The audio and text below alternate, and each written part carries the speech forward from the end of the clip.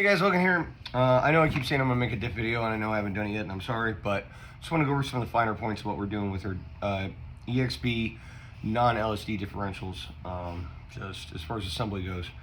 First things first, when you pick a pin, make sure that it fits in the back of your gear, because some of these things, the pin won't actually sit all the way down in there if you got a slightly different size pin, and there are some pins in the Arrma vocabulary that are wrong sized.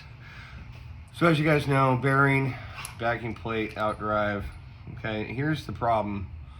These washers, see how they're getting worn like that? It's digging into them pretty bad. Just probably the tension in the case.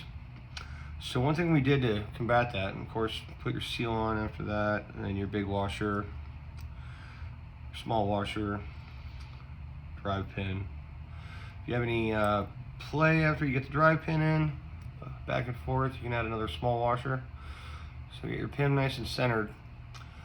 And there's a little tension on that because that washer was conical because it's been worn already. This is just for demonstration purposes. So the big washer you put on after that. See that, guys? See those 4 little niches in there?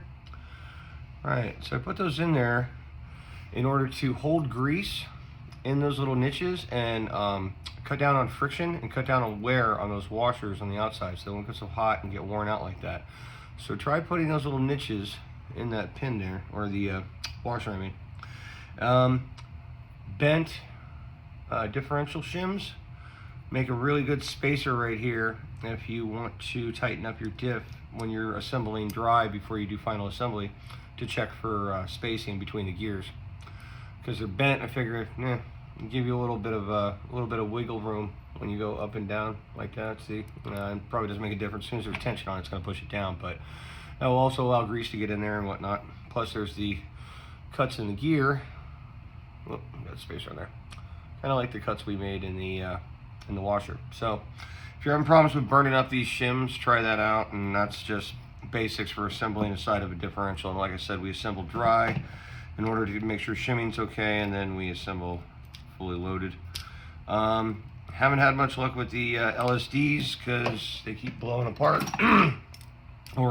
Well, I've got one in my wife's car right now. It's locked up, so I gotta look at it. I'm not sure what happened, but usually you end up breaking the teeth off the back of these gears because the spacing is just not right with those 3 plates in there. That's, I guess, kind of a lot to figure out spacing wise because you got 3 plates. Anyway, there's something for you.